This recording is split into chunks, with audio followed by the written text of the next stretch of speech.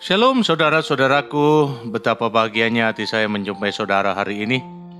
Dan doa serta harapan saya semoga hidup saudara diberkati serta sukacita senantiasa ada di hati.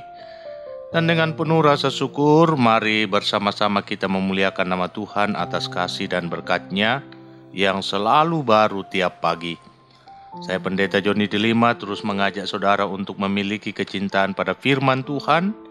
Dan sapaan firman Tuhan hari ini berada di bawah sorotan tema, Jangan Kotori Hatimu. Untuk pembacaan firman Tuhan, marilah kita berdoa.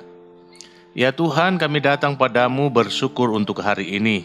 Dan sebelum kami mengisi kehidupan kami dengan aktivitas masing-masing, kami sangat rindu mendasarinya dengan mendengarkan firman-Mu.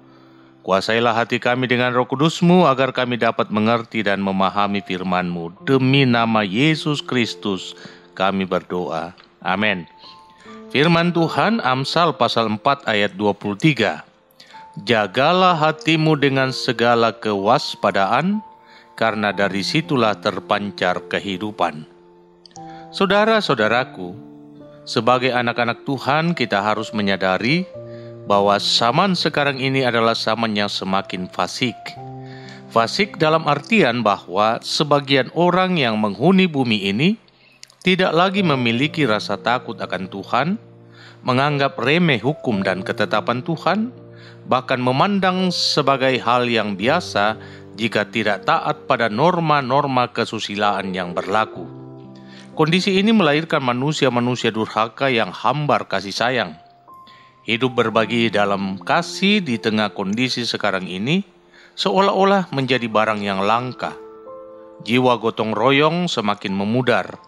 Dan bagi saya, keadaan ini bukan sesuatu yang baru, tetapi jauh sebelumnya telah disampaikan oleh Tuhan Yesus sendiri dalam Matius pasal 24 ayat 12. Dan karena makin bertambahnya kedurhakaan, maka kasih kebanyakan orang akan semakin dingin. Kata kedurhakaan dalam teks aslinya adalah anomia, yang dapat diartikan gaya hidup yang tidak sesuai dengan kesucian dan kebenaran. Dan gaya hidup demikianlah yang disebut dengan fasik. Dan saudara harus tahu bahwa orang fasik tidak mempertuankan Tuhan, tetapi yang menjadi Tuhan baginya adalah materi untuk pemuasan hawa nafsunya yang jahat. Senada dengan apa yang saya kemukakan, Rasul Petrus pun mengatakan, yang terutama kamu harus ketahui ialah bahwa pada hari-hari zaman akhir akan tampil pengejek-pengejek dengan ejekan-ejekannya, yaitu orang-orang yang hidup menuruti hawa nafsunya. 2 Petrus pasal 3 ayat 3. Boleh jadi saudara bertanya, siapa sih yang mereka ejek? Yang mereka ejek adalah iman Kristen, dan secara tidak langsung mereka mengejek Tuhan yang disembah oleh umat Kristen. Kalau manusia sudah berani mengejek dan membelakangi Tuhan dengan menunjukkan sikap pemberontakan secara terang-terangan, betapa rusaknya keadaan dunia ini. Dan karena itu, Rasul Petrus menasihati orang percaya agar menjaga hati mereka untuk tetap suci dan bersih, jauh dari kecemaran karena hawa nafsu duniawi yang bertentangan dengan kehendak Tuhan. Rasul Paulus pun mengatakan hal yang sama tentang kondisi dunia yang ada.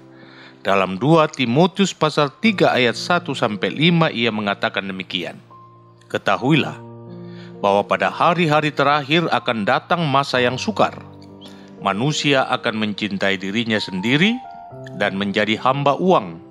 Mereka akan membual dan menyombongkan diri, mereka akan menjadi pemfitnah, mereka akan memberontak terhadap orang tua dan tidak tahu berterima kasih, tidak mempedulikan agama, tidak tahu mengasihi, tidak mau berdamai, suka menjelekkan orang, tidak dapat mengekang diri, garang, tidak suka yang baik, suka mengkhianat, tidak berpikir panjang, berlagak tahu, lebih menuruti hawa nafsu daripada menuruti Allah. Dalam konteks dunia seperti ini, saya mau mengatakan bahwa sesungguhnya dunia ini tanpa disadari sedang menuju kepada kehancurannya sebagaimana yang telah disampaikan oleh Tuhan Yesus sendiri. Dan keadaan seperti ini seharusnya menjadi warning bagi setiap orang percaya yang mengklaim diri sebagai anak-anak Tuhan untuk lebih serius menjaga hati mereka agar tidak terkontaminasi dengan karakter atau gaya hidup manusia dunia yang fasik, bahkan sangat fasik dari hari ke hari. Jikalau kita tidak mawas diri menjaga hati kita agar tetap bersih dari segala bentuk kefasikan, maka kita pun akan terbawa arus dan menjadi manusia-manusia yang durhaka, penentang-penentang Tuhan. Dan ketahuilah ngeri akibat yang akan ditimbulkan jika kita menjadi lawan Tuhan. Karena itu tepat apa yang dikatakan oleh firman Tuhan hari ini, jagalah hatimu dengan segala kewaspadaan, karena dari situlah terpancar kehidupan.